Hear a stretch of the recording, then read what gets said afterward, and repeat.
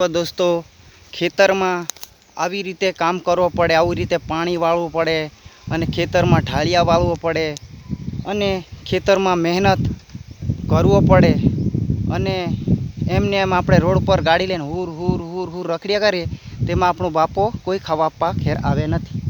એટલે આવી રીતે ખેતરમાં કામ કરવું પડે, પાણી વાળવું પડે અને રખડવું પડે, રાત દિવસ મહેનત કરવું પડે તો ખેતરમાં પાક મળે, નહીં તો જીવનમાં ક્યારેય નથી મળે, રખડી જવું પડે, જિંદગી બરબાદ થઈ જશે.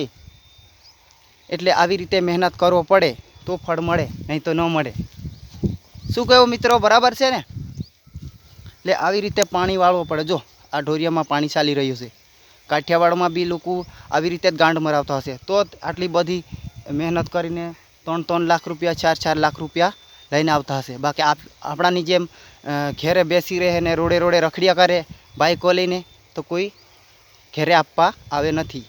એટલે બધા મિત્રોને હું કહેવા માગું છું, આવી રીતે ખેતરમાં મહેનત કરો અને પકાડો અને ખાવો પીવો મોજ કરો. બાકી આવી રીતે જીવનમાં ના જીવાય. એટલે તમને કહેવા માગું છું. જય માતાજી મિત્રો. હાય.